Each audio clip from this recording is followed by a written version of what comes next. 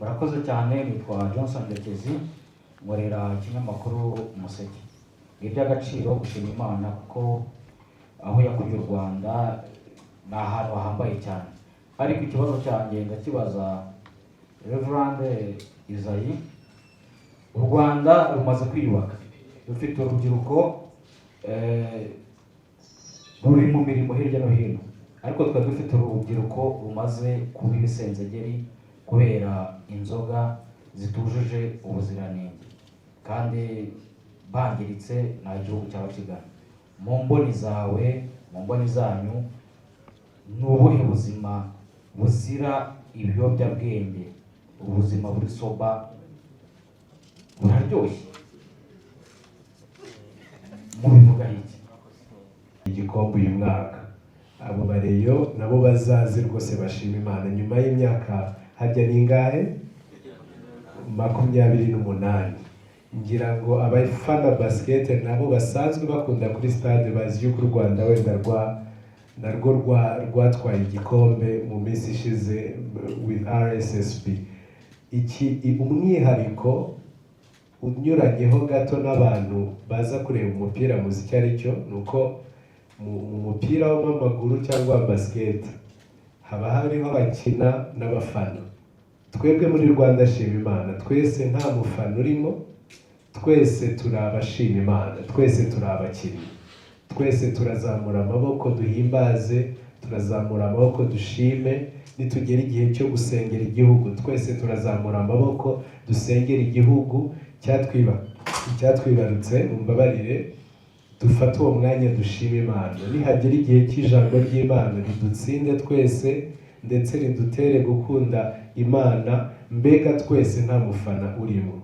Niyo mpamvu dukangurira abantu bose badukurikiye muri iki kiganiro ngo ikaze nimuze dushima Imana. Ndababwiza ukuri nta munyarwanda n'umwe udafite umuhigo yari yarahigiye Imana, nta munyarwanda n'umwe utazi icyo yari yarabwiye Imana. Iyo bitugoye twese tugira umwanya wo gusenga. Uyu ni umuteguro mwiza wo kuvuga ngo dufatanye amashimwe. Rwanda shima Imana nicyo gikorwa cyonyine mu gihugu gihuriza hamwe abantu b'ingeri zitandukanye bo mu matorero anyuranye, tutavuga ngo n'uyu cyangwa n'uyu, dufite intego imwe ivuga gushima Imana.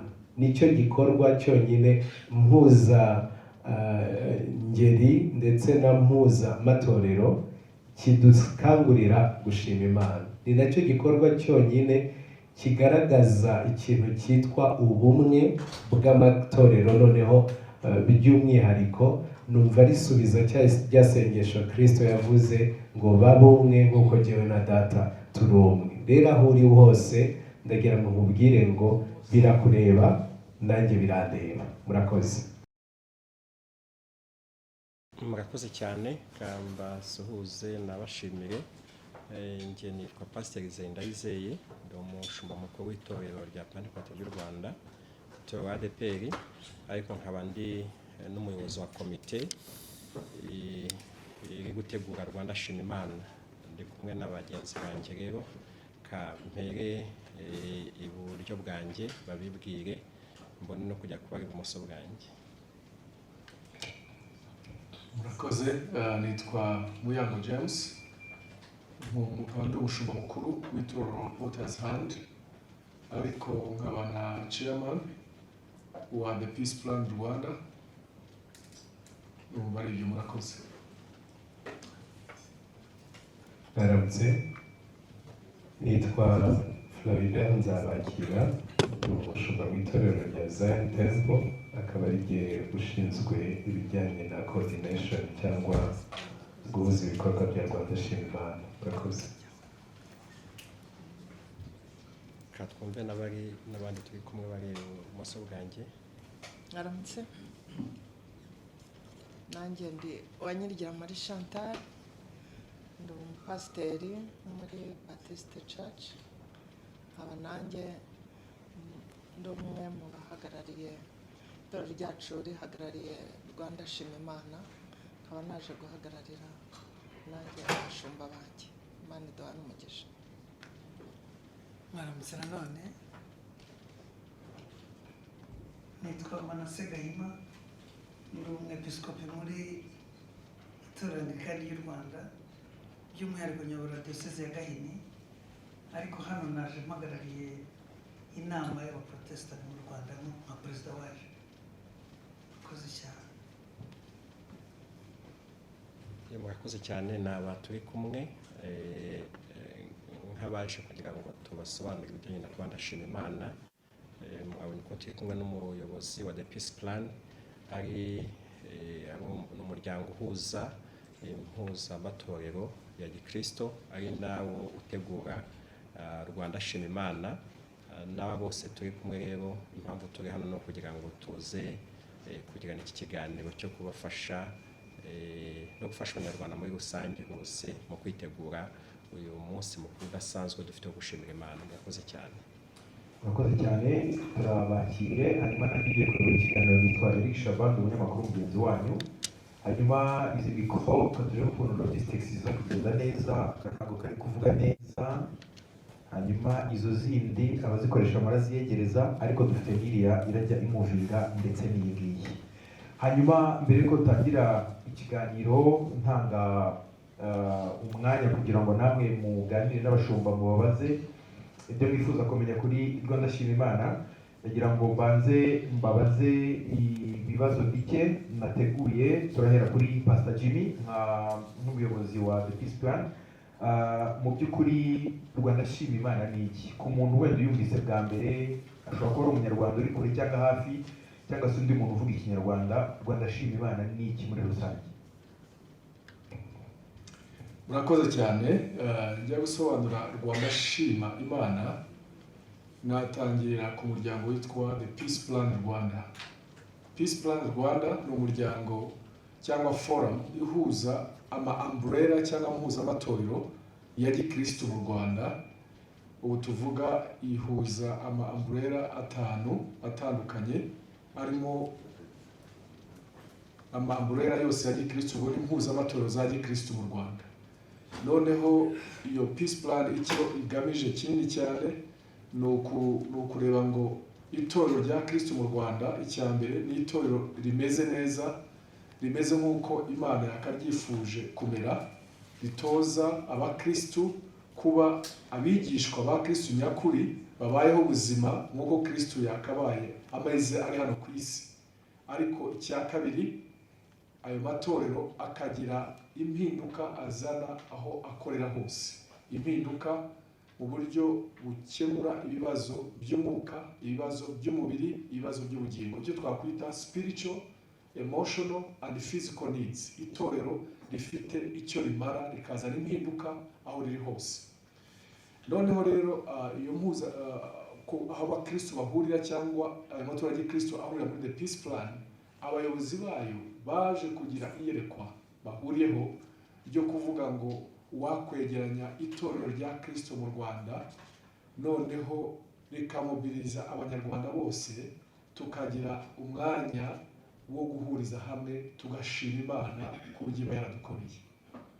Nibwo haje kugira iryo yerekwa ryo gushiraho uwo munsi cyangwa icyo gikorwa cyangwa iryo yerekwa. Kandi yerekwa ko nta nubwo ari umunsi gusa, gushima Imana nta nubwo ari umunsi, ahubwo gushima Imana ni umutima, ni umuco, kugira ngo hubakwe uwo muco, hashimangirwe uwo muco wo gushima Imana mu Rwanda. Byatangiye rero mu mwaka wa 2012 nibwo hatangiye Rwanda Shima Imana bwa mbere, ubwo amatorero yose ya Gikristo yibumbiye hamwe agashishikariza n'abanyarwanda bose kugira ngo habeho gushima Imana muri stade. Byagiye bibaho rero imyaka itandukanye kugeza kuri 2018. Igihe cya 2018 hajemo ibintu bitandukanye bituma icyo gikorwa gisa nk'igihagazemo. Harimo bari bashinzwe gucoordinatinga icyo gikorwa, batari bakiri mu buzima bitabye Imana, ariko haza no kuzamo Covid yahagaritse ibintu byinshi, ibikorwa bihuza abantu benshi. Hanyuma yongeye gusubukurwa rero muri 2024, ikomereza no 2025, ndetse n'uyu mwaka ikaba icyo gikorwa kigiye gukomeza gukorwa kugira ngo abakristu bose n'abanyarwanda bose dufatanyije hamwe kuvuga ngo reka dushime Imana tuyishimira ibyo yadukoreye byose. Iyo tuvuga Rwanda shima Imana dushingira cyane ku byanditswe bibiri.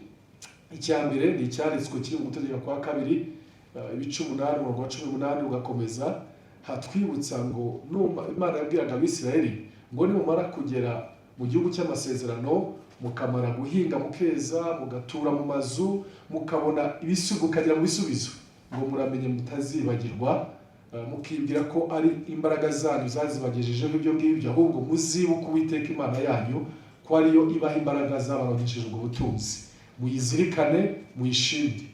Tukongera gushimira none ku cyanditswe kindi kiri muri Yesaya ibice 26 umurongo wa 12 wo uravuga ngo Uwiteka uzadutunganiriza amahoro kandi ibyo dukora byose ni wowe ubidusohoreza. Mu Cyongereza uwo murongo uravuga ngo Lord, you establish peace for us, all that we have accomplished you have done for us. Ni ahantu twifuza kugira umwanya uzirikana iby'Imana tugejejeho byose, iby'Imana dukoreye byose, yaba ibikoresheje abayobozi beza yaduhaye, yaba ibikoresheje amaboko yacu nk'abanyarwanda yiremeye, yaba ibikoresheje uburyo butandukanye, tukagaruka tukavuga ngo Mana turagira ngo tugushimire, kubaka uwo muco wo gushima Imana. Urebye rero muri make iyo niyo Rwanda shima Imana, ni ukubona abanyarwanda barabumbiye muri ariya maforamu, ariko n'abanyarwanda bose muri rusange twegerana tukavuga ngo reka duhuze umutima dushima Imana kubera ibyo yadukoreye byose. Murakoze cyane. Ngira ngo kuri iyo nteruro musorejeho hari icyo nifuza Senior Pastor Isaie tubwira. Mu by'ukuri abantu barashima aho turi mu rugo, mu nzira, turyamye, tubyuka, tugenda, kubera itari ngombwa ko duhura tugashima, kandi kubera iki muri 2026 by'umwihariko. Murakoze cyane. Buri muntu wese afite iby'Imana yamukoreye, ariko hari ibyo duhuye nk'abanyarwanda bikwiye gutuma tujya hamwe twese tugashimira Imana, tukayihimbaza, tukazirikana kugira neza kwayo. Usubije amaso inyuma iyi myaka 32 tumaze igihugu cyacu kiri mu rugendo rwo kwiyubaka, ukareba amahoro n'umutekano dufite mu Rwanda nk'abanyarwanda, bikwiye gutuma tujya hamwe tugashimira Imana. Tugashimira Imana yabanye natwe, tugashimira Imana yaduhaye amahoro, yaduhaye umutekano.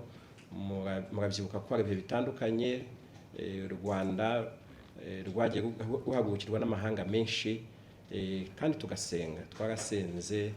Iyo dusenze Imana iratwumva kandi igahagurutsa muri twebwe abikoresha mu mpano zabo zose kugira ngo isoze ibyiza ku Rwanda. Rero gufata umwanya tugashimira Imana ko turi amahoro, ko turyama tugasinzira, ni umuhamagaro dukwiye twese kumva ko ari ngombwa cyane. Ariko ikindi ni n'uburyo abanyarwanda tubanye, ubumwe dufite mu gihugu cyacu nk'abanyarwanda.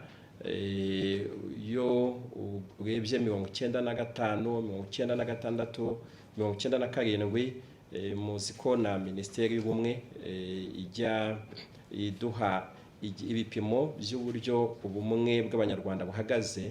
Uyu munsi ikigero bugezeho 95% ni ikimenyetso gikomeye cyane kitwereka ko muri rwa rugendo rwageze rwo kwiyubaka nk'abanyarwanda, kubaka imibanire yacu, kubaka ubumwe, gukorera hamwe, kujya hamwe, dukwiye guhura nk'abanyarwanda kugira ngo dushimire Imana ko yabanye natwe muri uru rugendo. Kandi ibyo biba kuko Imana yaduhaye ubuyobozi bwiza.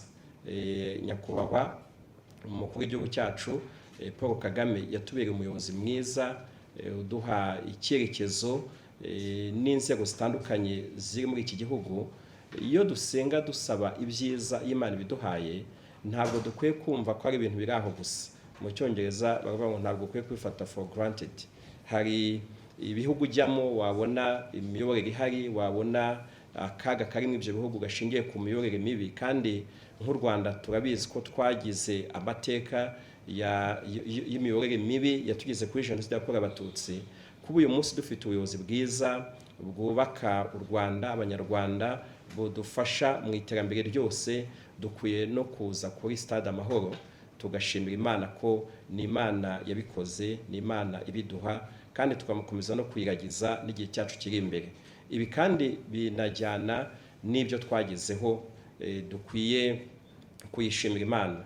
Ndabizi ko hakiri ibyo twifuza kugeraho nk'u Rwanda ndetse n'abanyarwanda, ariko abanyarwanda dusubije amaso inyuma tukareba iterambere tugezeho, tukareba ibikorwa remezo, tukareba imihanda, reba aha turi muri stade Amahoro, urebe buriya kuba imikino nk'iyi ikorwa ikaza mu Rwanda ni uko hari ibikorwa remezo bihari, ukareba amashanyarazi.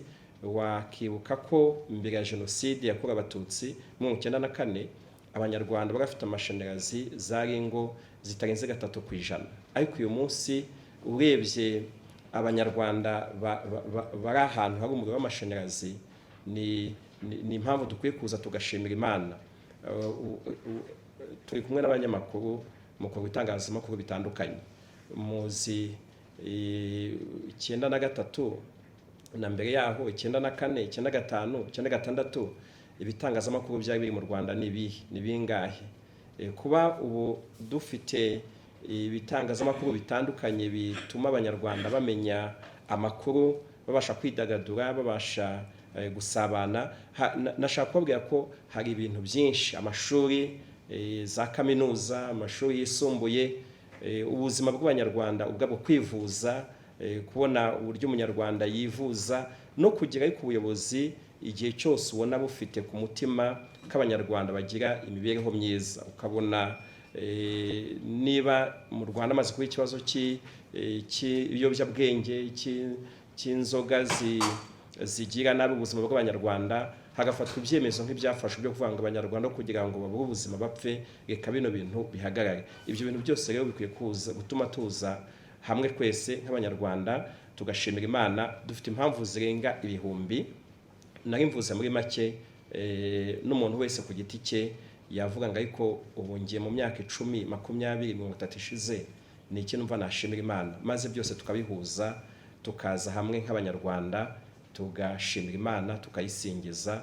Kandi buriya iyo dushimye Imana biba n'ubundi buryo bwo gushimangira ibyo twagezeho, ariko binakingura imiryango yo kugera no ku bindi bitaragerwaho. Ndumva muri make ari ibyo. Murakoze cyane. Murakoze cyane. Hanyuma mwagiye mukomoza kuri abanyarwanda, ariko umuntu abarebeye imbere, umuntu ubazi cyo muhuriyeho hafi ya mwese cyita rusange muri abashumba. Nyakubahwa Bishop Gahima, ibi bintu byo gushima Imana, iyi gahunda ireba abandi mu by'ukuri? Ni abakristo gusa cyangwa ni abanyarwanda nk'uko abashumba babanjirije babivuze? Murakoze cyane Shaba. Tuvugisha ukuri navuga ngo byakwisubiza. Bagenzi banjye bababwiye impamvu, yewe n'ibyo dushimira. Nta munyarwanda utashima Imana. Dushubije amaso inyuma tukareba, buri wese iyi gahunda iramureba. Si twebwe abashumba, si abakristo dushumbye, ni abanyarwanda twese, kuko iby'Imana yakoze yabikoreye twese pe. Tuvugisha ukuri nta utabireba. Twavuze ngo umuntu wese yashima ku giti cye, ariko ni imirimo rusange tuvuga Imana yakoze muri iki gihugu inyujije mu bayobozi bacu. Ibyo tubona buri munsi biratureba twese nk'abanyarwanda. Turahamagara rero abantu bose rwose kuza tukifatanya tugashima Imana, abakristo, abayisilamu, abasenga, abadasenga. Imana yabidukoreye byose ititaye ku mirimo twebwe dukora, ni kubw'ineza yayo. Rero twakangurira abantu bose rwose kuza gufatanya natwe gushima Imana kuri uyu munsi. Murakoze cyane. Hanyuma Pastor Chantal, iki ni igikorwa ngira ngo kitari cy'umuntu umwe cyangwa babiri. Abantu mutekereza ko cyangwa se mubona hari ubufasha cyangwa gushyigikira mu buryo bumwe cyangwa ubundi abantu bashobora gushyigikiramo iki gikorwa? Habaye hari ubufasha cyangwa support ikenewe, ni iyihe mu by'ukuri? Murakoze. nk'abanyarwandakazi, nk'abakristo, muri makeya tumeze nk'abantu bari kwitegura ubukwe. Rero akenshi iyo abantu bari gusenga basengera ubukwe usanga bari kuvuga umwami Yesu ngo nk'uko hatashye ubukwe bw'Ikana ngo bari kuzatahana ubukwe bwacu. Natwe rero ubu ni ubukwe twitegura hano iwacu kandi butureba twese. Mu buryo rero bwo gushyigikira iki gikorwa cya Rwanda Shima Imana, nk'uko bagenzi bacu babivuze, abambanjije babivuze, ndumva icya mbere twahasenga tukabisengera tukavuga tuti Mana iki gikorwa kizagende neza. Ntabwo ari byiza gukora ibintu bya isi yose iri kureba, u Rwanda ruri kureba, ngo usange abantu bameze nk'abari guhuzagurika, ariko tubisengere bigende neza ku buryo n'umuntu avuga ati koko hari ahantu hari harimo icyubahiro cy'Uwiteka. Ari abazaririmba, ari abazabwiriza, ari abazitabira, tuzaze turi simati. Hari ukuntu iyo habaye umupira hano abantu babuzuye ndetse bamwe bigeze no gusaguka, barongera bakora overflow, barongera baragaruka ku wundi munsi. Mureke natwe tukitabire, tuvuge ngo iki ni igikorwa cyo gushima Imana yacu koko, dukurikije ibyo nyakubahwa Revera Isayi yavuze. Impamvu zimwe zo gushima Imana biradusaba ko natwe tugisengera, tukaza turi smart, tukavuga tuti Imana ibyo wadukoreye reka n'ubundi tugarura aya mashimwe, noneho dusenge abantu benshi bazaze, ari abazabwiriza bizagende neza, amakorali yatumiwe azaririmbe neza, mu by'ukuri icyubahiro cy'Uwiteka kizagaragare. Imana yacu ishimwe cyane. Ikindi mu buryo bwo kugishyigikira, twatanga amafaranga. Tujya tubona ku mbuga abantu benshi bagiye gukoresha ubukwe bakoresha icyo bita groupe WhatsApp, akazana inshuti ze, akazizana, utanga 10, utanga 20. Iki gikorwa rero nifuza ko buri mukristo wese yavuga ati Mana nkurikije ibi bintu twumva byatuma Rwanda Shima Imana, ndashaka ko nanjye ituro ryanjye rizagaragara. Buri wese akavuga ati dufite momo pay bayiduhaye, ukavuga uti nanjye muri bike Imana yampaye ndashyigikira. Hazaba harimo kugura amazi, transport. Iki ni igikorwa gikomeye tugomba gushyigikira kugira ngo nyine ubwami bw'Imana bugaragare mu gihugu cyacu. Ubwo rero gutanga amafaranga ku bakristo, ku banyarwanda twese biratureba kugira ngo tugishyigikire. Ikindi kwamamaza. Kuki ahari ibintu ubona abantu ku ma status yabo ugasanga umuntu ari kwamamaza ibintu bitari na ngombwa cyane? Kuki iki gikorwa cy'Imana tutacyamamaza? Tugenda muri groupe WhatsApp zacu, tukangurira abantu aho turi, tubabwire tuti hari igikorwa cyo gushima Imana, tucyamamaze, dushyire ku ma status yacu, ndetse tubwire n'abo bantu muti nyamuneka buri wese nashake ituro ry'ishimwe, dushime Imana yacu ku byadukoreye. Ubwo rero nabwo ni bumwe mu buryo bwo gushyigikira iki gikorwa, dutanga amaturo yacu, tugisengera, tucyamamaza no kuri social media. Imana ibahe umugisha. Uko mu byamamaza mureke abari nako tugenda twamamaza iki gikorwa kizagaragare neza, kivuye bati koko urabona nyakubahwa basenyeri n'abandi bahagarariye amatorero tugomba kucyamamaza, bakabona yuko Imana yacu mu gihugu ihagaze neza. Imana iduhane umugisha. Amen. dusereze kuri Pastor Flori nk'umuntu uri mu gikoni utetse wowe ufite detail nyinshi cyane z'ibintu biri kuba, umuntu witabiriye Rwanda Shima Imana zatambutse n'umuntu uzaza kuri iyi ni uwuhe mwihariko, hanyuma n'iki mu by'ukuri mukeneye ku bantu? Ngo ni ukuvuga ngo mwabatumira tumira abantu gufata ku mafunguro uri gutegura. Murakoze cyane. Ni koko nk'uko bivuze turahababereye, tubahishiye byinshi ndetse byiza bidasanzwe, kandi icyo tubahishiye kiraryoshye. Icya mbere twifuza kubabwira, icya mbere reka mbanze nshimira abanyamakuru mwatwitabiriye ndetse mwaje uyu munsi. Bibiliya yacu iratubwira ngo kwizera kuzanwa no kumva, kandi kumva ijambo ry'Imana. Iyo hatabaye abanyamakuru rero abantu ntibumva neza. Ni mwebwe muhinduka mikoro ituma abantu bumva. Imana ibaha umugisha.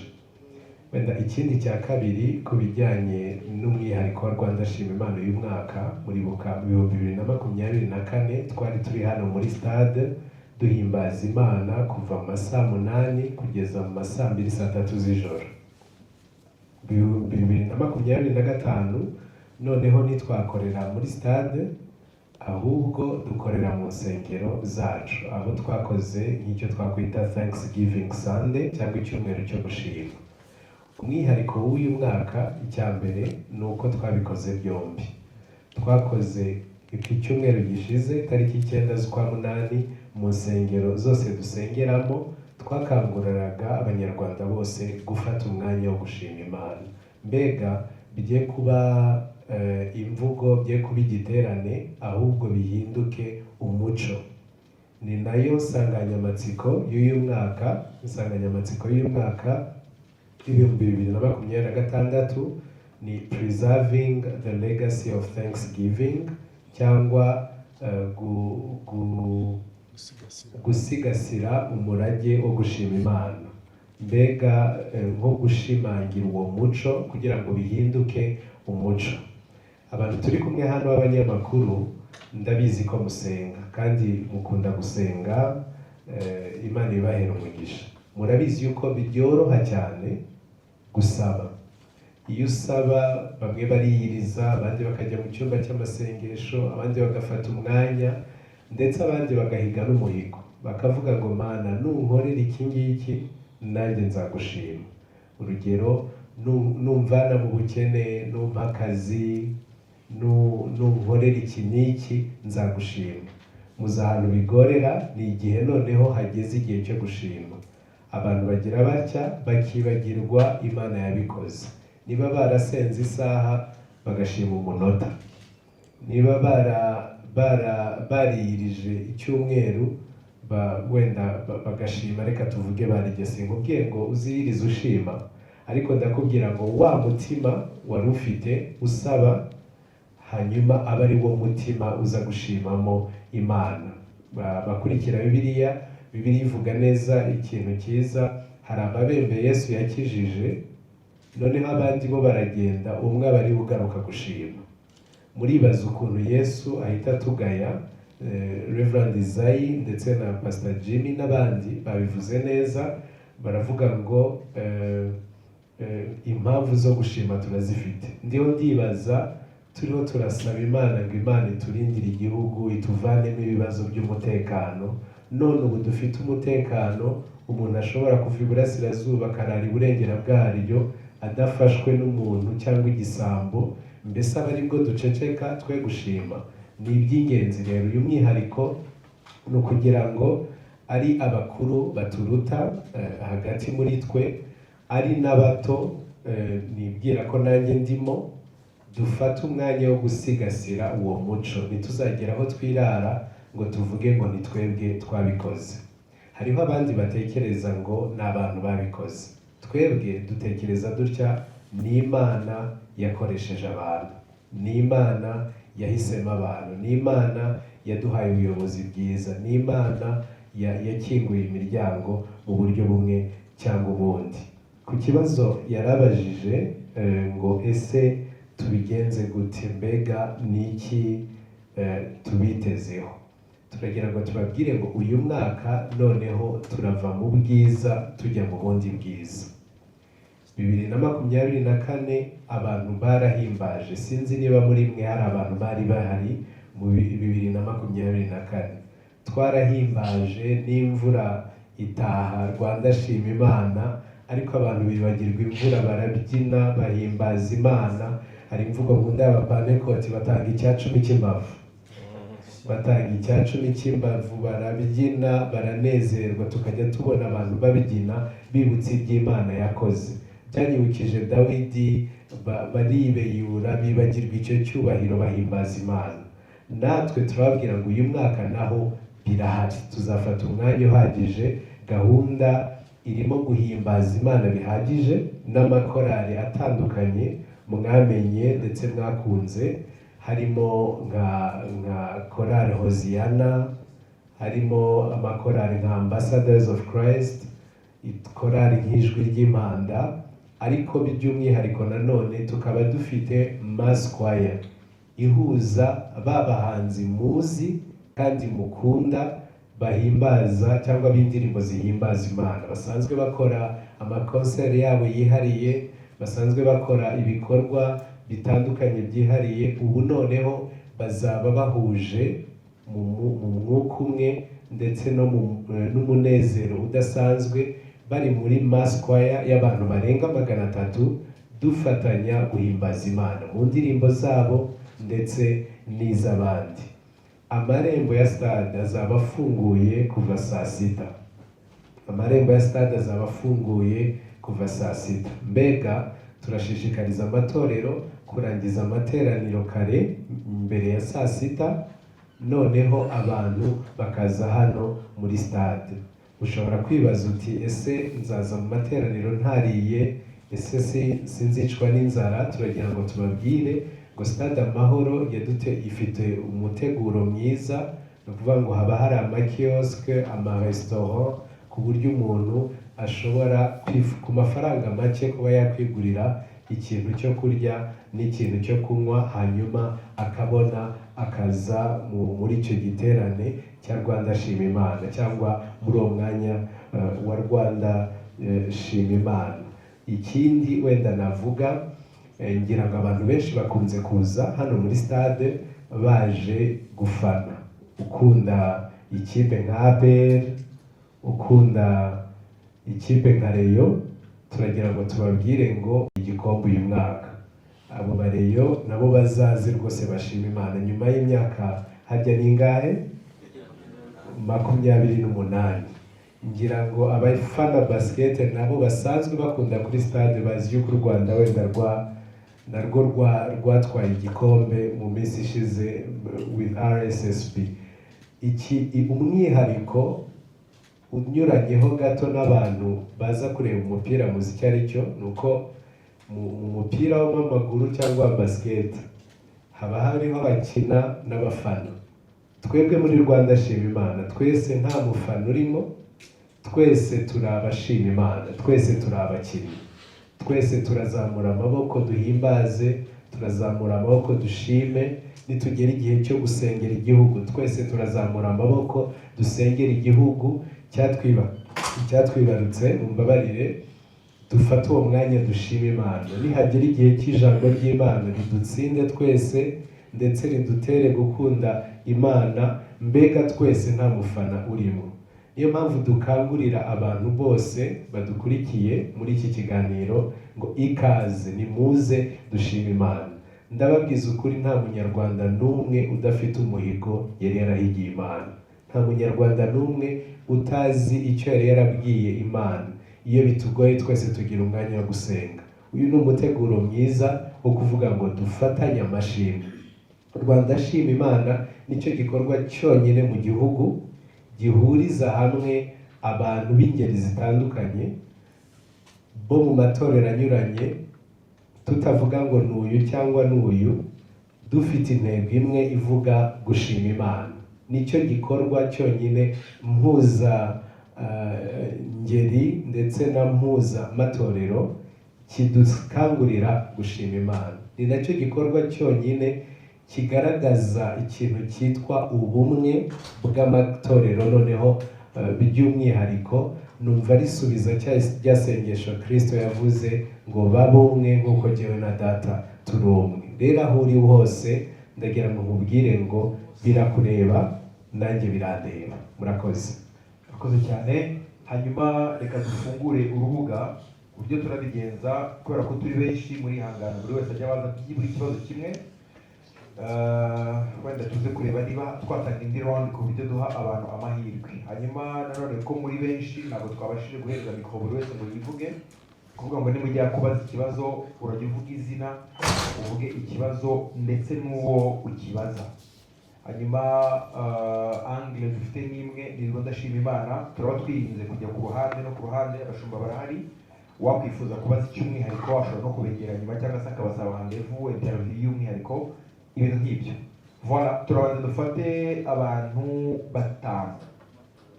Voilà, nabonye amaboko hano 2, 3, 4 n'undi umwe tuza kureba 5.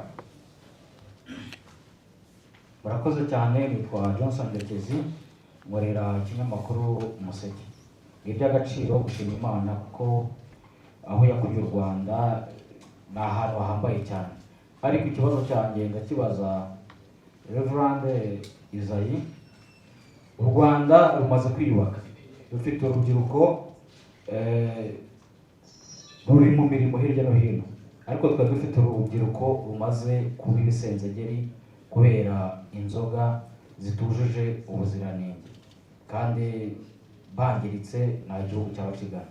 Mu mboni zawe, mu mboni zanyu, ni ubuhe buzima buzira ibiyobyabwenge, ubuzima buri soba buraryoshye, mubivuga iki? Murakoze, nitwa MC Cadman, nkorera radio Urban Radio. Ikibazo cyanjye kiragaruka kuri Gahima. Yego. Nubwo turi kubona ko n'amatorero menshi nk'uko mwabivuze yihurije hamwe, ikibazo kirabaza ngo ese bagendera kuki kugira ngo amatorero agiye kwihuza bakwifuza kuyajoininga kugira ngo muri iki gikorwa cyo gutegura bahurize hamwe, ariko nanone hari insengero zifunze, zafunzwe zitarabasha gufungurirwa, nubwo abanyarwanda turimo gushima Imana, ariko nubwo zafunzwe ntabwo zirafungurwa. Hari umuntu uri kwibaza ati se nanjye aho hantu najyamo nka joininga, ese kuba zarafunzwe zikaba zitarafungurwa, mwebwe mufite izifunguye muri kubibafasha iki? Nk'uko umuyobozi hano ushinzwe ibya tekinike yarabivuze ati tukaba umwe, muri kubafasha iki kugira ngo byibuze na za zindi zifunze zifungurwe, cyangwa mwabaye ntibindeba niba ariko navuga wenda murabihorera ku giti cyanyu, kumwe bwe ari amahoro bo murabihorera? N'iki kintu muri nyuma y'uko guhuza nk'uko yarabivuze, abantu bazira ibiyobyabwenge cyangwa se n'ibindi bintu bishobora guteza umutekano muke, uyu munsi umusaruro wa Rwanda Shima Imana ugeze ku kigero kingana iki? Ese mubona ari igisubizo koko cy'ubumwe bw'abanyarwanda? Hari umuntu hano wazamuye agatoki kuri kwitwara, ni wowe? Murakoze, nitwa Didas Turirimbe, nkorera Siyani. Naretse ikibazo, niba amakuru mfite ariyo simbizi, ariko numvise ko Rwanda Shima Imana izahera mu bice byo hirya mu ntara, hanyuma igasorezwa hano muri Stade Amahoro. Nagize ikibazo, umwaka ushize Rwanda Shima Imana yabereye mu ntara koko ku nsengero, ariko nk'aho twagiye tugira wasangaga hari abashumba batabyumva, ibikorwa byateguye ntibikorwe sometime, ubundi bagakubwira ati ibyo bintu ntabwo hano birahabera, ni inzaduka. Ese mwateguye ko noneho bizagenda, umuteguro w'uyu mwaka umeze ute ku buryo tutongera kugira izo mpungenge ko dushobora kujya gukurikirana ibikorwa bakatubwira ati ibyo bintu nta nubwo tubizi? Murakoze. Merci, kadufate uwa nyuma muri 5 twari twafashe, ndetse abashumba basubiza.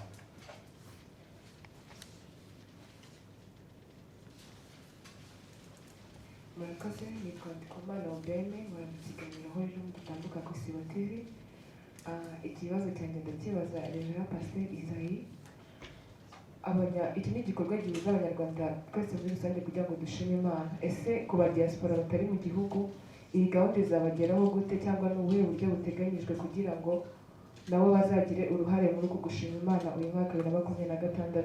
Ikindi ni ubuhe buryo, twarayibonye mu cyumweru gishize Rwanda Shima Imana yabereye ku nsengero, ariko se haba hateganyijwe uburyo ki ku buryo noneho izajya iba mu duce nyine ku buryo buri munyarwanda imugera mu buryo bwagutse, ko mu by'ukuri iyi stade ntabwo abanyarwanda bose bayigurirwamo? Ikindi ndifuza yuko Pastor Jimmy aduherura ubutumwa urubyiruko muri rusange. Hari icyanditswe wakomojeho kiri mu gutegeka kwa 2 avuga ati nimugera muri icyo gihugu ntimuzibagirwe.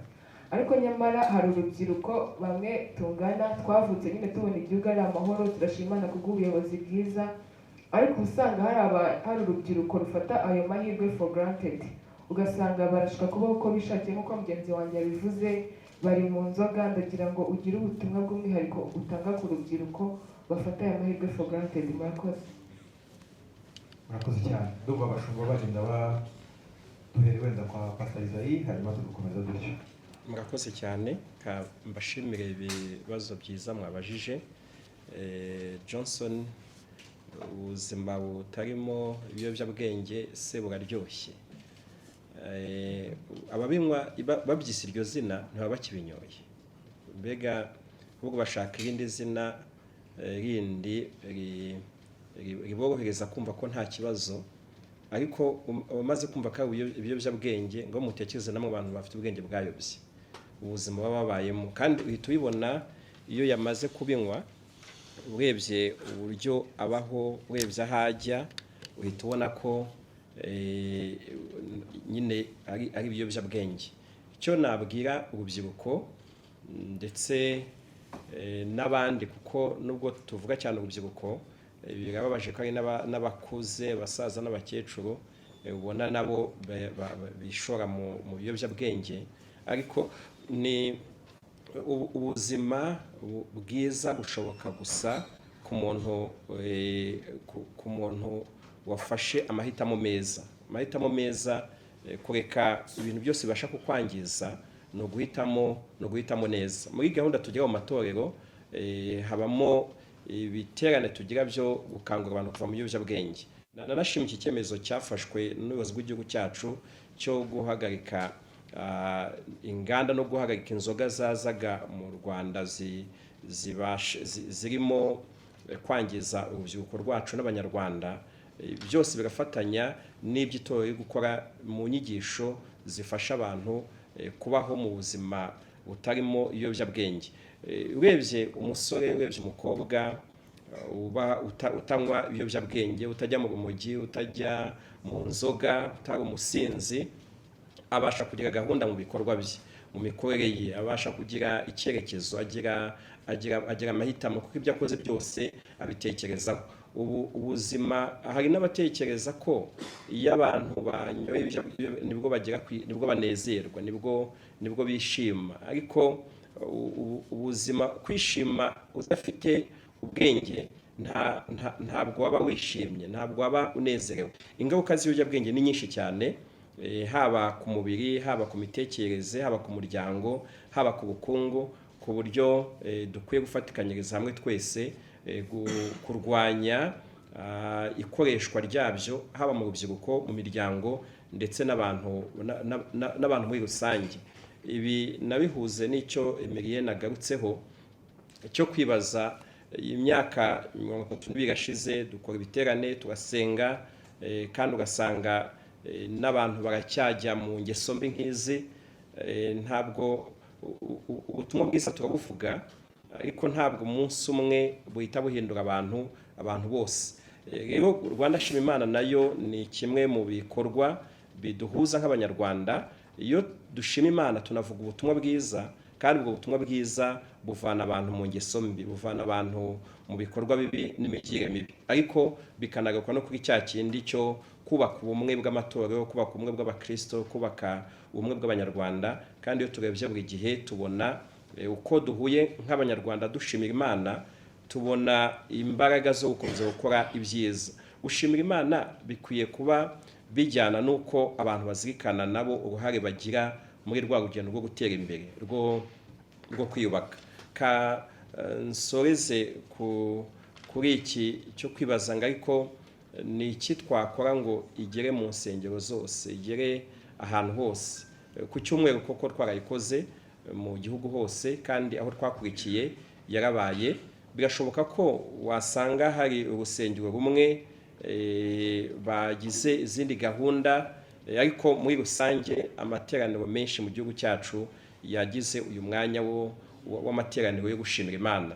Tunabibashimire, dushimire abashumba, abayobozi b'amatorero hirya no hino ko twagiye tubikurikirana. Rero kugira ngo bigire ahantu hose, ni uko bitaba igikorwa kiba kuri stade gusa, ahubwo nuko tuzirikana ko gushimira Imana bikwiye kuza mu buzima bwacu, mu miryango yacu, tukajya dusubiza amaso inyuma ku byo tugezeho, tukavuga ngo uyu munsi dukwiye kuba nk'umuryango natwe dushimira Imana. Kandi iyo buri wese abitekerejeho abona impamvu zo gushimira Imana, kugira rero ngo igere ahantu hose, ku misozi yose, ku midugudu yose, ni nuko bitaba igikorwa gusa dukorera kuri stade, ahubwo iba n'igikorwa buri munyarwanda mu buzima bwe bwa buri munsi azirikana ibyo Imana yakoze maze akayishimira. Mwakoze cyane. Ibindi bagenzi banjye bagiye babaza babisubiza. kugira ngo ikibazo cyakurikiyeho cyabazaga kuri jyewe, kandi Imana yabaje ibibazo bitatu niba ntibeshye. Wabaje ku kibazo cy'abihuriza mu miryango muri Zamburera bakwihuza bate, bigenda bite. Ngira ngo warushingiye ko navuze ko nyobora inama y'Abaprotestani mu Rwanda, kandi harimo amatorero ageze kuri 23 ndetse n'indi miryango ishingiye ku myemerere 5. Rero wabaza guti bihuza gute, byagenda gute? Ubundi ijambo ry'Imana ratubwira ngo dukwiye kuba umwe nk'uko mwene data yabivuze. Imiryango rero duhuriramo kugira ngo dufashanye, kugira ngo twubakane, kugira ngo duhane imbaraga. Cyane cyane amatorero mashya asabwa kugira ngo agire nibura imiryango ahuriramo, arererwemo.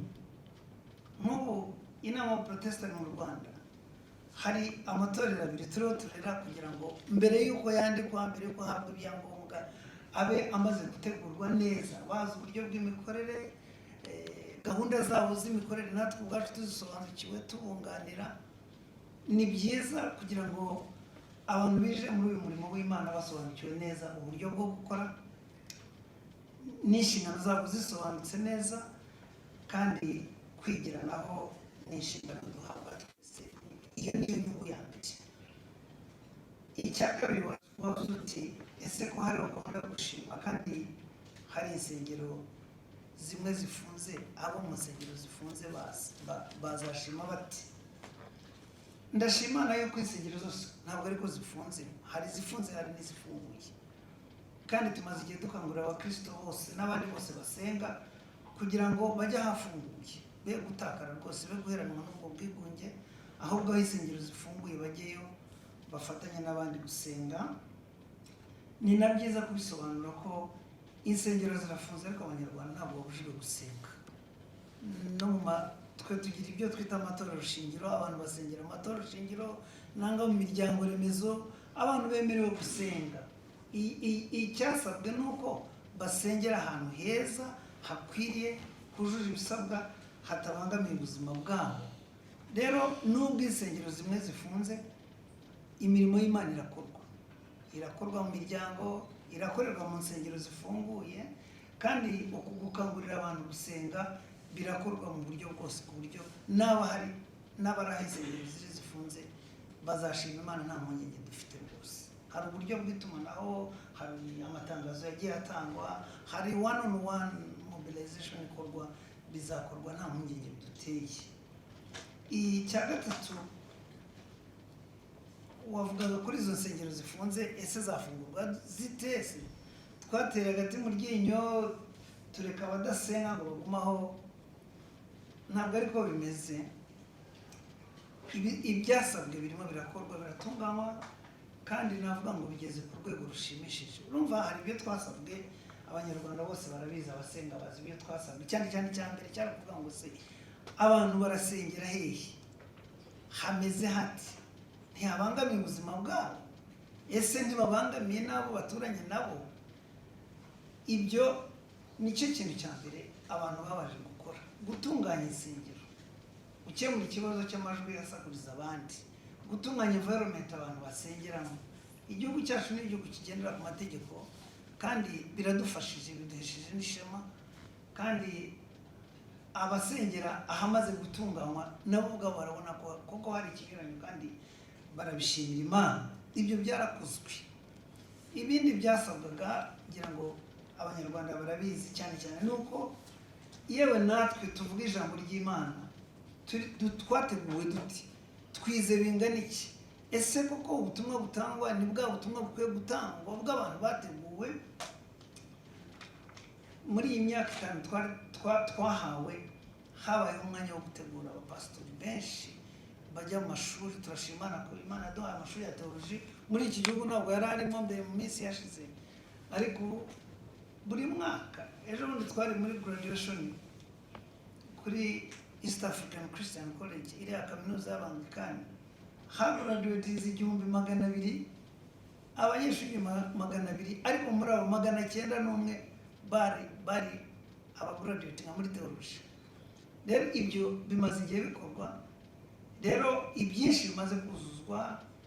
Hari uburyo bw'irembo bwihariye bw'amadini n'amatorero bahawe na RGB, urwego rutugenzura, kugira ngo ibimaze kuzuzwa byose basabe bacisha mu irembo ryihariye, kugira ngo ubuyobozi buzarebe ibyujujwe neza bufungura insengero. Rero ni gahunda irimo ikorwa kandi irakorwa neza. Ibyiringiro dufite nuko mu minsi iri imbere kandi ya vuba, nk'uko badusezeraniye, izifunze zimwe zizagenda zifungurwa. Ariko ni process ikomeza, ni process ikomeza, kuko hari n'amatora yemewe gufungurwa, bapfa kuba bujuje ibisabwa bagafungurwa. Rero imirimo irimo irakorwa, kandi ibyo ntibyatubuza gushima, ahubwo nabwo nabyo bidutere gushima, kuko hari icyizere yuko n'ahafuza hazafungurwa mu minsi iri imbere. Imana ikumugisha Karimana. Ngarutse ku kindi yambayije cy'abadiaspora, abadiaspora batazashobora kuza mu Rwanda, hari n'abafata amatike y'indege bakaza kugira ngo dushime Imana twese hamwe, ariko haza hariho n'uburyo twifashishije radio na televiziyo bizakoreshwa kugira ngo n'umuntu uri mu kindi gihugu abe yakurikira igiterane cya Rwanda Shima Imana twese dufatanije hamwe. Ubushize twarabikoresheje, n'uyu mwaka tuzabikoresha. Ngira ngo forogaza kugaruka ku maradiyo n'amateleviziyo amwe, aho tuzakoresha ku badiaspora cyane n'abanyarwanda bakumva stade. Ntabwo abanyarwanda bose bayikwirwamo, kandi dushaka ko uwo munsi guhera saa 6 tuza twikwinjira muri stade, saa 8 tutangira igiterane. Umuntu rero uri mu ntara utazashobora kuza i Kigali, nawe azashaka ahantu ahatera agatebe avuge ngo nanjye iyi ni stade yanjye, hano ngiye gufata umwanya ntarame nshimira Imana. Ariko mwe cyane muri hano i Kigali, kuba twabonye stade, uzabifate nkaho ku 16 twaguhaye stade, none uvuye uko kubampaye stade ngo nishimire Imana ndayipfusha ubusa. Uze rwose witeguye wizinduye. Ariko nabwira ko n'umuntu nawe uri kure mu ntara utabasha kugera kuri stade Amahoro kuri 16, uzashaka ahantu n'umuryango wawe mwicare, ubashyire televiziyo hariya cyangwa radio hariya, radio gashyire hariya, ufatishe neza radio izawe gutangaza Rwanda Shimira Imana. Ntubyumve nkaho biri kuvugwa ahantu utari, ahubwo uvuge ngo nanjye ahangangiye kwagira amahoro yanjye, stade Amahoro yanjye, maze nshimira Imana. Nakoze cyane.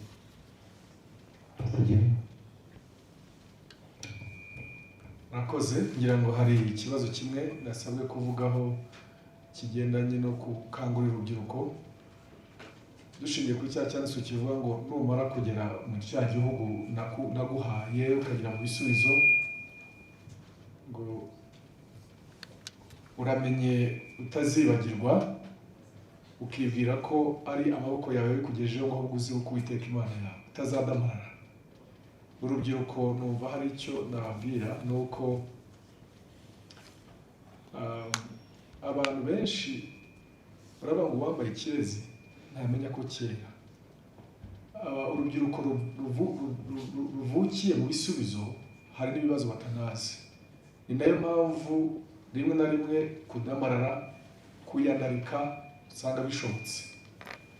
Umwana wavutse agomba kubanza akajya gusenya inkwi kugira ngo aze kubona kujya ku ishuri, akabanza kujya gupagasa kugira ngo abone minerivare imwishyurira amashuri ayaha agaciro, kuko azi ko aba yarize bigoye, akanabyiga bishaka.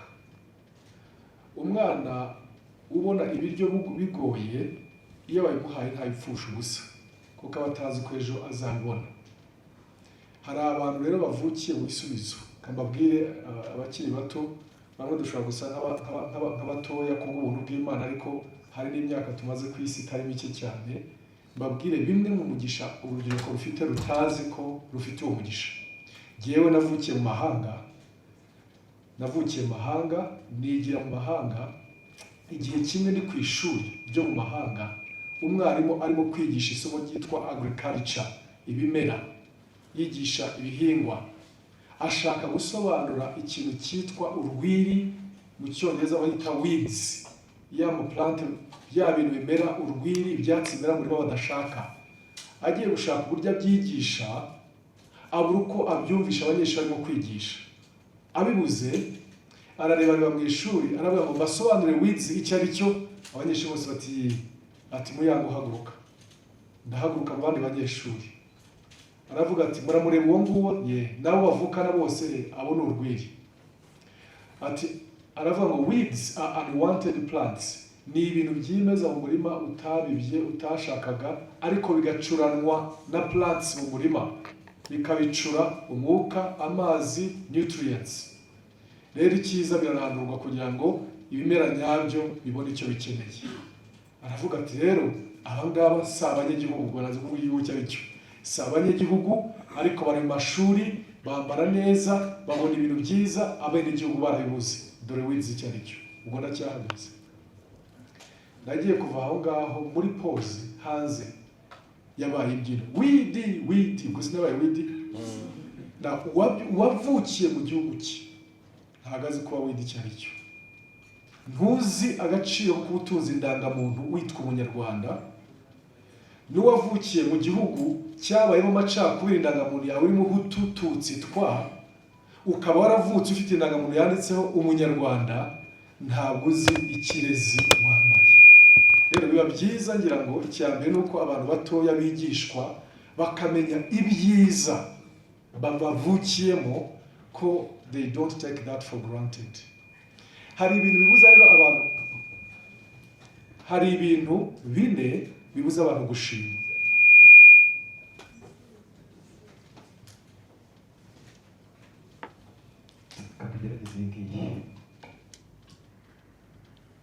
Murakoze. Hari ibintu bine bibuza abantu gushima, ku buryo urubyiruko ari kimwe mu byababuza gushima Imana, ariko si urubyiruko gusa, n'abantu bakuru. Ibyo bintu bine bikunda kubuza abantu gushima, icyambere ni ikintu cyitwa taking things for granted, gufata ibintu nk'ibisanzwe. Kubona uri mu gihugu amasaha atarasa buri joro ngo wumve hari ibituragurika inyuma y'izuba, ukumva ni ibisanzwe ko umuntu aryama ahantu hatari ibituragurika, ukabifata for granted. Kubona uri mu gihugu gifite ubuyobozi nk'ubuyobozi dufite muri kino gihugu, ubuyobozi bwitwararika abaturage, bushyira abaturage ni ku isonga, bwifuza kubona ibigirira neza abaturage, ukagira ngo abantu bose niko bijya bigenda, ukabifata for granted ko ari ibisanzwe. Kubona nk'ufite amahoro, kubona ubukungu, kubona uburezi buri ahantu hose, ubuvuzi, ukabona umuntu arivuza afite mituweli, ukagira ngo ni ibisanzwe. Ibyo bita taking things for granted. Ibyo rero no mu buzima bwacu busanzwe, umwana avukira mu rugo, ibyo ababyeyi be bamukorera akumva ni ibisanzwe, ntamenya ngo abandi ntibabifite. Taking things for granted. N'abagabo bataking abagore babo for granted, n'abagore bagafata abagabo babo for granted. Icyo ni kimwe wibuza abantu gushima. Ukugire neza ukafata ko ni ibisanzwe. Icyo ni kimwe. Icya kabiri kibuza abantu gushima ni sense of entitlement. Kumva ko naringuye kubigirirwa, bagomba kubingirira. Niba ababyeyi baguhaye minerivare, bagombaga kumpa minerivare. Niba bakuguriye imyenda, bagomba kumpa imyenda. Niba igihugu kiguhaye serivisi z'ubuvuzi, uburezi hafi, amazi hafi, umuriro ukaza, bagombaga kubinkorera. Ni inshingano zabo kubinkorera. Babyita sense of entitlement. Ni nayo mpamvu uzasanga umuntu ushobora kuba nk'urugero, uyu munsi ni anniversaire yanjye, simbabwiye ngo munyifurize anniversaire, ariko abari bunyandikire kutabasubiza ngo thank you, nuko numvaga bagombaga kumbwira ngo bon anniversaire. ni inshingano zabo kubimbwira. Igihe cyose umuntu agukoreye ikintu ukumva zari inshingano zo kugigukorera, nta nubwo umushimira. N'abayobozi bacu barara amajoro bitangira igihugu. Njya ndeba urugero, muzarebe imvura irimo kugwa nyinshi, uri muri feruje, uri mu modoka izamuye ibirahure, hari umupolisi uhagaze muri iriya mvura arimo aranyagirwa, aragushakira inzira, wowe ukumva ni umupolisi yagombaga kubinkorera. Bituma utagira umutima ushima, kuko ufite sense of entitlement, bagombaga kubinkorera. Icyo rero kibuza abantu gushima, baba ari abanyarwanda, baba ari aba mu muryango, baba ari n'inshuti. Icya gatatu kitubuza gushima ni lack of contentment, umutima utanyurwa. Igihe cyose iyo wumva ko nzashima amashimwe yagwiriye, ubu ntabwo ndacyarundanya amashimwe, bakirundanya bakazarinda babashimura amashimwe ataruzura, kandi hagati aho habaye menshi atabashije gushima. Banyarwanda, twebwe ibyo byose ntibiturangwemo. Tugihumeka buri munsi tuba bafite amaso abona impamvu zituma dukora iki, dushima. Icyanyuma cya kane kibuza abantu gushima ni arrogance, ubwibone butabona uruhare rw'abandi mu byiza bikugiriwe, bikugezeho. Ukumva ni njyewe wabyijejeho, n'ubwenge bwanjye, n'ubuhanga bwanjye, ni amaboko yanjye, ni ugukakarukana kwanjye, ni njyewe. Ubundi se ndashima nde utari njyewe? Rero twe nk'abanyarwanda, niyo mpamvu Imana ishimwe inyito y'iyi yitwa Rwanda shima Imana. Ntabwo uvuze ngo munyetorero shima Imana, munyedini shima Imana, ntabwo ari itorero shima Imana, ntabwo ari peace plan shima Imana, yitwe ngo iki? Rwanda shima Imana. Waba uri umunyarwanda uri hano n'utemera Imana, ariko ibuka guhumeka umwuka utaguze, utishyuye. Ibuka yuko waryamye ukabyuka, urahaguruka, urutirigongo rurakora, ubwenge bwe buracyari ku murongo, amaso yaracyabona abantu, amaboko yawe aracyakora, uracyafite impamvu zo gushima. Lack of contentment ituma abantu badashima, then na arrogance. Mvuze ibintu bine bituma abantu batashima. Icyo nsaba Imana, ibyo byose bine ntibiturangwemo. Umunyarwanda wese utwumva ntagire ikintu cyo gufata ibintu nk'ibisanzwe. Icya kabiri, niyumve ko yagombaga kubigirirwa, bagombaga kumukorera. Icya gatatu, niyumve afite umutima udashima cyangwa utanyurwa, lack of contentment. Icya kane, nitugire umutima w'ubwibone, utabona iby'Imana ikoze mu buzima bwacu. Ibyo byose rero bitugarure, tugire umwanya uvuga ngo Mana, ni ukuri uyu mwaka utararangira nzamutse kuri stade tariki 16, ngiye gufatanya n'abandi banyarwanda bose dushima izina ryawe. Murakoze. Murakoze. Yewe wenda icyo navuga ku bijyanye n'ababajije ibijyanye na diaspora, mbonereho n'umwanya wo kubwira abanyamakuru bari hagati muri twe uko kuri uriya munsi nyirizina hateguwe. Icya mbere ni uko nk'uko Pastor Isaie yabivuze, abanyarwanda batandukanye bo mu ngeri zitandukanye bazakurikira Rwanda shima Imana, atari abarimo hano gusa muri stade, ahubwo n'abazaba bari aho bari mu bihugu barimo. Muti rero bizagenda gute? Tuzifashisha itangazamakuru ariyo mainstream media, ariko nanone tuzifashisha n'itangazamakuru ryo kuri murandasi. Ukaba uri umu YouTuber, ukaba uri umuntu ufite radio televiziyo, ukaba uvuga uti nanjye ndumva nifuza gutanga umusanzu wo kugira ngo abantu bagerweho n'iyi ntero yo gushima Imana. Turagira ngo tubabwire nka coordination ya Rwanda shima Imana, tuzabaha link cyangwa clean feed, uburyo bw'uko twahabwa amashusho y'ibiriho birakorerwa muri stade, ari ababwiriza, abaririmba, n'uburyo bwose. Wifuza kuba wayashyira kuri YouTube channel yawe, wifuza kuba wayashyira, iyo content ni y'abanyarwanda bose, igurishwa, ahubwo abanyarwanda bose bemerewe kuba bayigeraho. Wifuza kwicisha, niyo washaka kwicisha kuri channel yawe atari igitangazamakuru, dufite uburyo bwo gufatanya twese. Wenda dusohotse mwaza kutubaza, ndetse mugahura n'umuvandimwe Nicodem muriho murakorana, ari nawe udufasha muri coordination y'ibijyanye n'itangazamakuru. Tukazabaha iyo clean feed uko muyishaka, uko muyifuza. Ikindi, twumva twishimiye nanone kuzababona kuri uriya munsi nyirizina. Dufite uburyo bwabateguriwe, kugira ngo tuzabakire ndetse dufatanye gusakaza iyi nkuru yo gushima Imana. Ngaruke kuri iki giterane ni itariki 16 z'ukwa munani, amarembo azaba afunguye kuva saa sita. Abanyarwanda b'ingeri zose bemerewe kuza, utabajijwe idini, utabajijwe ikindi kintu icyo ari cyo cyose, buri wese yemerewe kuza.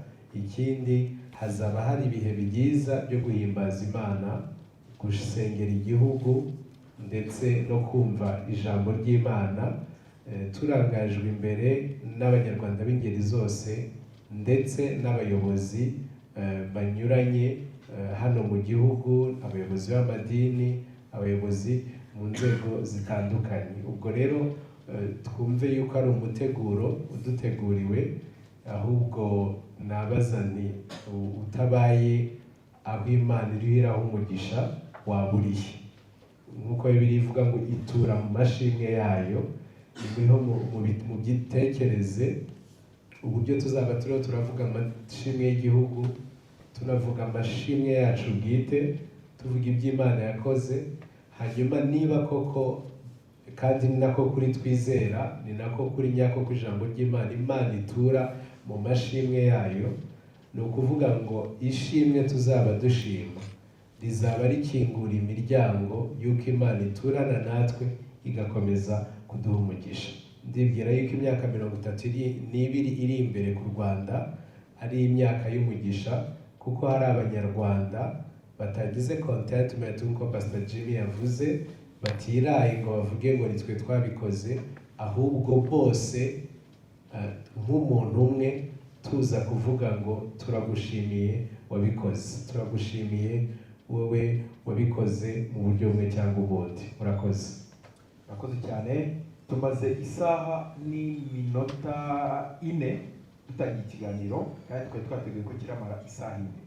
Abapaneliste n'abinyemerera turakira ikibazo kimwe cyangwa bibiri by'amatsiko, ariko namwe ni byiza ko kuko ntabwo baba bari kubisubiza ngo musohoke, ngo nibabyemera namwe ubwo birasaba ko mubyemera. Murabyemeye?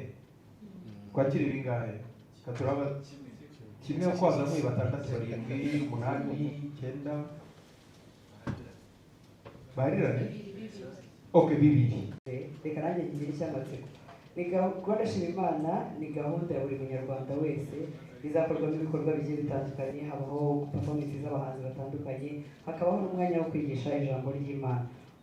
Uko byagenda kose hagomba kubaho n'amahirwe yo guha abantu bemera kwakira Yesu Kristo nk'umwami n'umukiza ubugingo bwabo. Kandi ugasanga dufitemo ni gahunda y'amatorero, ubumwe bw'amatorero, hari abadivantiste, hari abakatolike, hari abo bantu bakiriye Yesu Kristo umwami n'umukiza ubugingo bwabo babarizwa hehe bw'uwo mwanya, bajya kuri iyo church.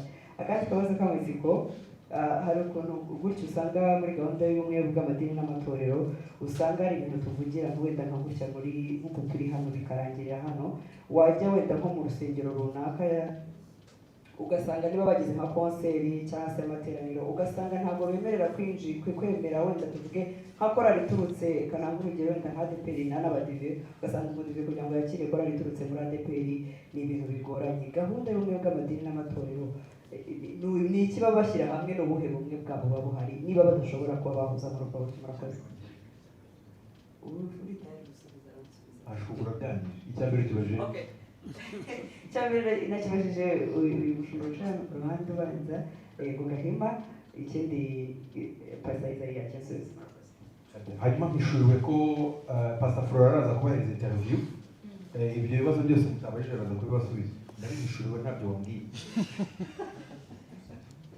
Murakoze cyane. Nitwa Christian Nshuti Shema, ndi umunyamakuru wa Life Radio na televiziyo y'itorero ADPR.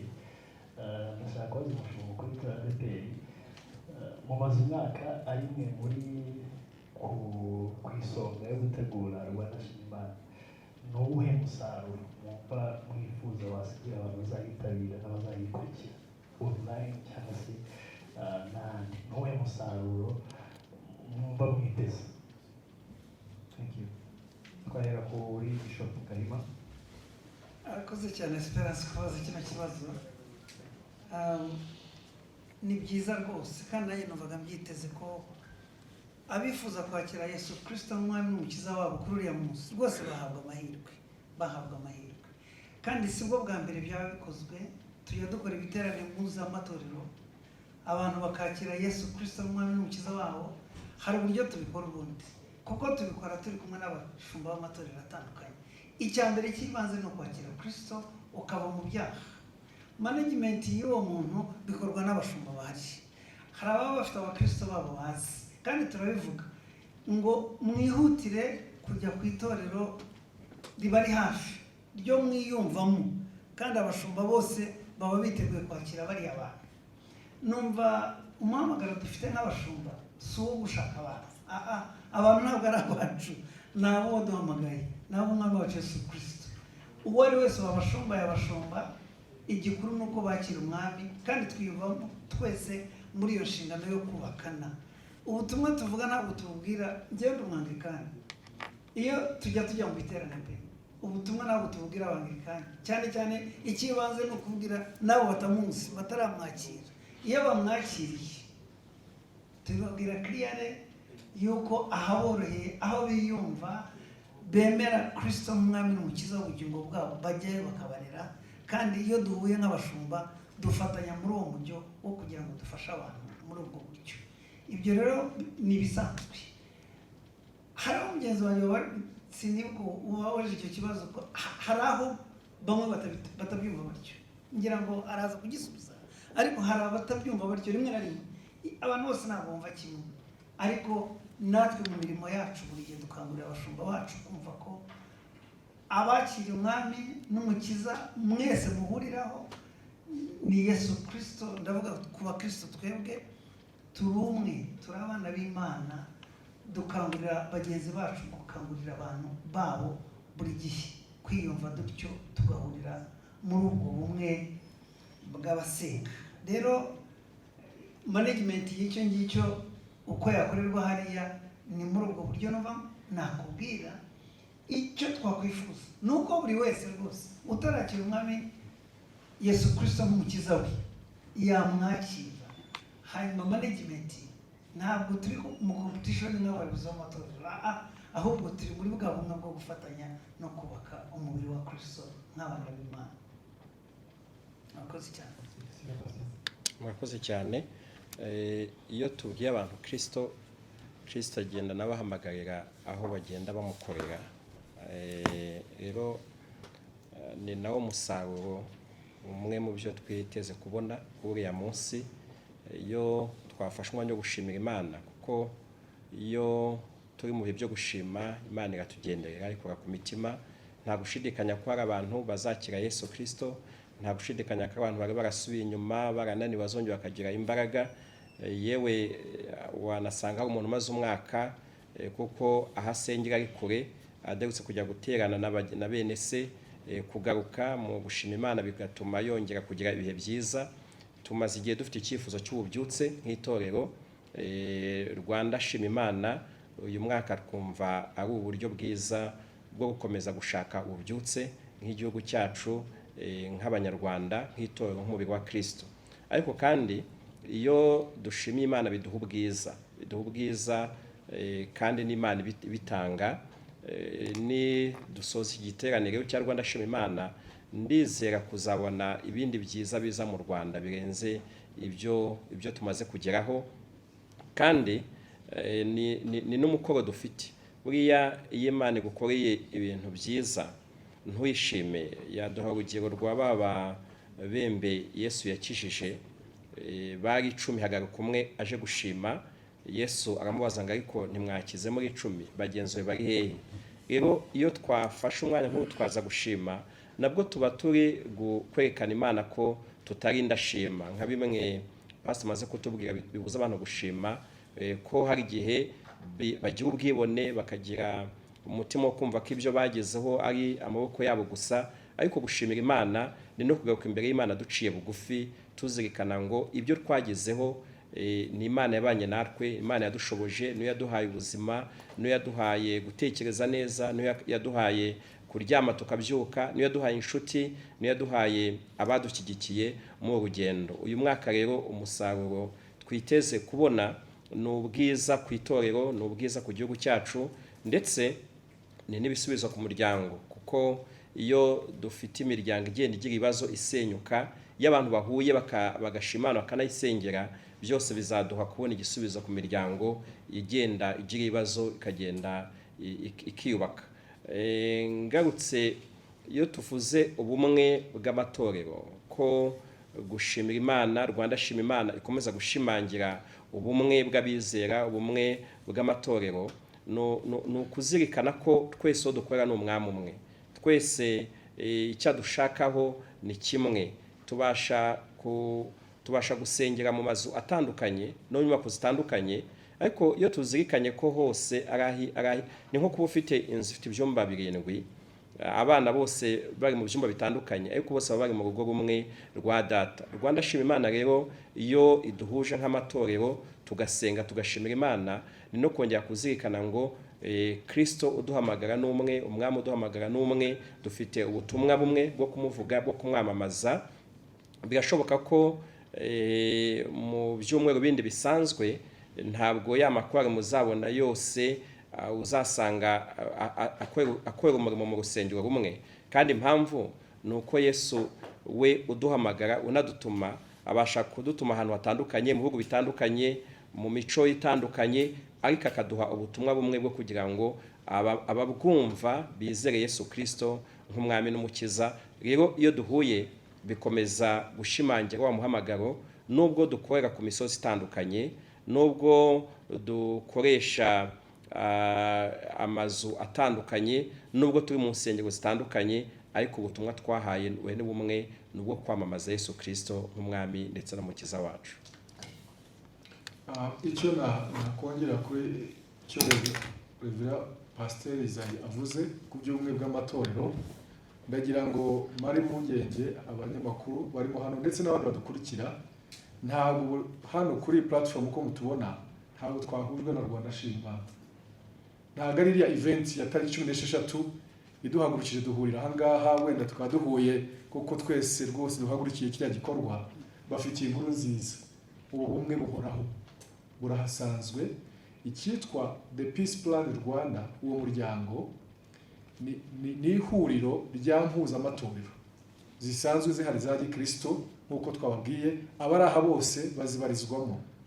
Ni ukuvuga ngo ni umuryango uhari udahuzwa n'igikorwa cyari mu mwaka, ahubwo ufite ibikorwa bitandukanye bifasha kureba ubumwe bw'amatorero, bifasha kureba ko amatorero yacu ari mu kubakwa neza ku buryo burepresenta Kristo nk'uko yakabyifuje, arimo noneho no gufasha kureba ko amatorero yacu ari mu gukora ibikorwa Yesu yari kubona bizana impinduka aho dukorera hose.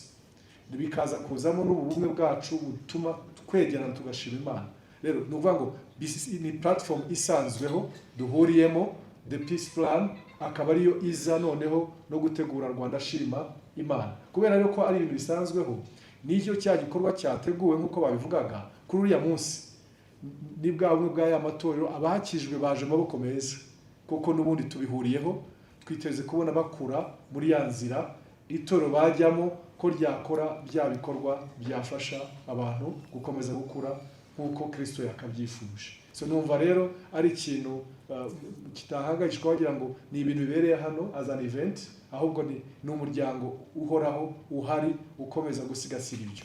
Kucyo babaje ngo se dufatanya iki mu kubona amwe yafunze afungura, nk'uko bizwi ntabwo ari twe dufungura, kuko nta nubwo ari natwe twafunze, hari ibyahereweho habaho gufunga, hari bitujuje. Hari n'abagira batekereza ngo wenda aba harafunzwe kuko ari amatorero, ariko mwumvise ko noneho hari n'ibindi byafunzwe bitujuje ubuziranenge. So ntabwo ari ikibazo cy'amatorero gusa, hari amahoteli yafunzwe atujuje ubuziranenge, hari inganda zakoraga inzoga zafunzwe, hari n'ibindi byinshi. Ubu nuko wenda abantu bashishikajwe n'ikintu kimwe, yaba ari n'amashuri ya kaminuza atujuje ubuziranenge, ibintu byose bitujuje ubuziranenge byagiye bifungwa. Mu itorero rero aho dufashanya twebwe si mu gufasha gufungurira, kuko ntabwo ari twe tubishinzwe, ariko turafashanya kureba ko twakuzuza ibisabwa. Aho rero harimo mu matorero nk'uko Bishop Gahima yabivugaga, nko muri Anglican bafite iriya East African College, ariko siyo yonyine ihari.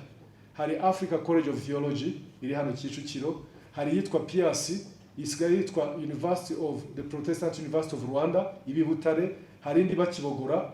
Izo zose ni za gikristo zishingiye ku madini atandukanye ariko za gikristo. Izo ziri uko ari enye ziri accredited, bivuze ngo umushumba wigiyeyo impamyabushobozi ahawe leta irayemera ko yakora uwo murimo, ariko bamwe bagasanga nta bushobozi bafite. Muri kwihuza harimo kwegeranya imbaraga zifasha n'abashumba batashoboraga kuba bakwirihira kugira ngo bige bashobore gusoza buzuze bya bindi bisabwa. Harimo gutanga ubufasha hagati y'imiryango ya gikristo n'izi mpuzamatorero, kureba ubufasha bujyanye na governance, gutozanya uburyo abantu bakuzuza ibisabwa muri governance ya yindi isabwa. Rero urumva bwa bumwe bw'itorero hari icyo buri mu gukora, ariko muzabura umusaruro ubwo ibyo byose bizaba bisohoye. Muhumure, hari ibiri mu gukorwa, Imana ibamugisha. Murakoze cyane Pastor Florine. Aba basangirangendo mu by'ukuri ni iki basaba, nubwo baba babigarutseho ariko ubakeneyeho iki ubu ngubu tuvugana? Murakoze cyane. Munyemerere shimangire ikindi cyiza cyabaye muri uyu mwihariko wa Rwanda Shima Imana, nuko muri iki cyumweru cyashize, ni ukuvuga ngo itariki 9 z'ukwa munani, muri wa muco mwiza w'ubumwe bw'itorero, buriya abantu bashobora kuba ntacyo bapfa ariko batanasurana, umwe adatemberera undi cyangwa ngo amusure. Ndagira ngo ubwire ngo amatorero atandukanye yagiye afata igihe cyo gusura ayandi. Wenda nk'urugero rumwe natanga, nka Canon Antoine Rutayisire nawe tubana muri iyi komite utabashije kuboneka, yasuye ADPR Nyarugenge. Pastor Jimmy turi kumwe yasuye ADPR Gasave na Remera. Iyo ngiye gusura itorero rya Anglikane ntibajya bandeba ko mva mu itorero rya Gipantekote, ubwo mbere ku bushize ndi kwa Bishop Gahima nabwo nakoze umurimo w'Imana. Ni ukuvuga ngo ibi ni ibintu, ni urugero nashakaga gutanga rw'ibigaragara cyangwa ibifatika. Noneho ubu nka Rwanda Shima Imana tugira uwo muco noneho kubigira intentional cyangwa intentional, kubikora twabigambiriye tukabigambirira. Ubu Pastor Ezayi senior pastor aje no kunsura, ntabwo ambwira ngo ndaje, kubera ko hirya wenda y'ibyo abantu batazi, ubu usanga ari abantu tuba tuziranye kumarana imyaka 20-30, umuntu azi ubuhamya, abakozi b'Imana baziranye ubuhamya, bituma bitadutandukanye. Nk'uko babivuze rwose, itorero rya Kristo rigira umwihariko. Bamwe bashobora kugira umwihariko wawo wihariye, ariko ni nk'indabo z'amabara atandukanye aryoshya ubusitani bwiza. Hakaba amabara y'umutuku, umuhondo, icyatsi, bikagira ubusitani bwiza nubwo ari umwihariko. Icyo nsoza asaba abanyamakuru, ndanezerewe ko nongeye kubona bene data, nanjye nabaye umunyamakuru ho mbere. Ndagira ngo tubasabe ngo dufatanye gushishikariza abanyarwanda kugira umuco ushima kandi ushima Imana. Uburyo bwiza bwo kubikora ni ugufatanya natwe kwamamaza iki gikorwa cya Rwanda Shima Imana uhereye itariki 16 z'ukwa munani, bigahinduka umuco, bikaba Thanksgiving. Mu by'ukuri hari ibihugu byatangiye bitya nabyo bifuza uwo muco wo gushima Imana, bikarangira gushima Imana ari umunsi witiriwe nko kurya nka dendo.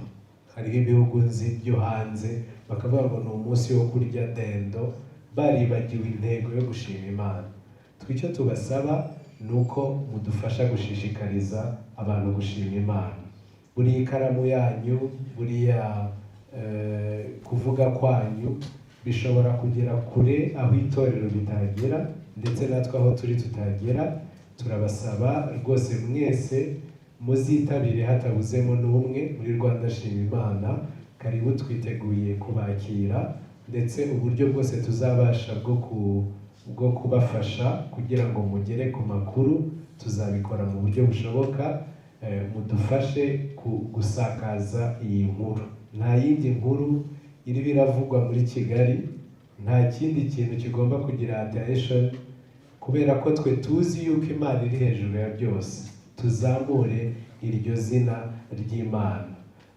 Nemera yuko iyo tuzamuye izina ry'Imana umugisha w'Imana umanuka ku buzima bwacu. Mu byo muzakora tubizi neza yuko tuzahanwa umugisha, tugahabwa umugisha namwe mukawuhabwa, dushishikariza abantu kwitabira Rwanda Shima Imana no kugira umuco wo gushima Imana.